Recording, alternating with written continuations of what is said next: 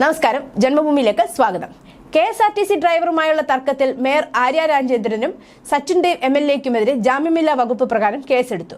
KSRTC driver യദുവിന്റെ ഹർജിയിൽ കോടതി നിർദ്ദേശപ്രകാരമാണ് കേസെടുത്തത്. മേയർ അടക്കം 5 പേർക്കെതിരെയാണ് കന്റോൺമെന്റ് പോലീസ് കേസെടുത്തത്.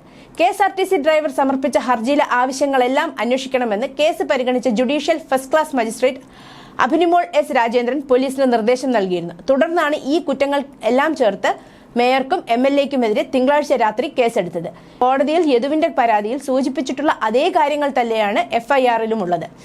ബസ്സിലെ CCTV ക്യാമറയുടെ മെമ്മറി കാർഡ് പ്രതികൾ സ്വാധീനം ഉപയോഗിച്ച് നശിപ്പിച്ചുവെന്നും സച്ചിൻ ദേവ് MLA ബസ്സിൽ അതിക്രമിച്ച് കയറിയെന്നും FIRലുണ്ട്. MLA അസഭ്യ വാക്കുകൾ ഉപയോഗിച്ചതായും FIRലുണ്ട്. കോടതിയിൽ നിന്ന് ലഭിച്ച പരാതിയിലെ ആരോപണങ്ങൾ അങ്ങനെ തന്നെ FIRൽ ഉൾപ്പെടുത്തിയിരിക്കുകയാണ്. കോടതി നിർദ്ദേശപ്രകാരമാണ് ഇത്. ഔദ്യോഗിക കൃത്യനിർവഹണം തടസ്സപ്പെടുത്തി, അനധികൃതമായി തടങ്കലിൽ വെച്ചു തുടങ്ങിയ ആരോപണങ്ങളാണ് ഡ്രൈവർ ഹർജിയിൽ ഉന്നയിച്ചിരിക്കുന്നത്. ഇതിന്റെ അടിസ്ഥാനത്തിലാണ് കോടതി നിർദ്ദേശപ്രകാരം ജാമ്യമില്ലാ വകുപ്പ് ചുമത്തി കേസെടുത്തിരിക്കുന്നത്. അതുകൊണ്ട് തന്നെ മേയറെയും ഭർത്താവിനെയും പോലീസിന് അറസ്റ്റ് ചെയ്യേണ്ട സാഹചര്യമുണ്ട്. ആര്യ രാജേന്ദ്രൻ, സച്ചിൻ ദേവ് MLA, മേയറുടെ സഹോദരൻ അരവിന്ദ്, ഭാര്യ ആര്യ, കണ്ടാലറിയാവുന്ന മറ്റൊരാൾ എന്നിവർക്കെതിരെയാണ് കേസ്.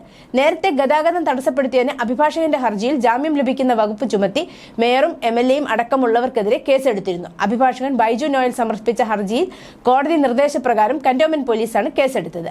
യൂണിവേഴ്സിറ്റി കോളേജ് ജംഗ്ഷനിലെ നിരീക്ഷണ ക്യാമറ ദൃശ്യങ്ങൾ ശേഖരിക്കുക, മേയറുടെയും കൂട്ടരുടെയും അതിക്രമങ്ങൾ ചിത്രീകരിച്ച യാത്രക്കാരന്റെ മൊബൈലിൽ നിന്ന് നീക്കിയ ദൃശ്യങ്ങൾ വീണ്ടെടുക്കുക തുടങ്ങിയ ആവശ്യങ്ങളും യദു കോടതിയിൽ ഉന്നയിച്ചിരുന്നു. അശ്ലീല ആംഗ്യം കാണിച്ചെന്ന മേയറുടെ പരാതിയിൽ ഡ്രൈവർ യദുവിന്റെ പേരിൽ പോലീസ് കേസെടുത്തിരുന്നു. എന്നാൽ മേയർക്കെതിരെ യദു നൽകിയ പരാതിയിൽ കേസെടുക്കാൻ പോലീസ് തയ്യാറായില്ല. തുടർന്നാണ് യദു കോടതിയെ സമീപിച്ചത്. News desk, Janmabhumi.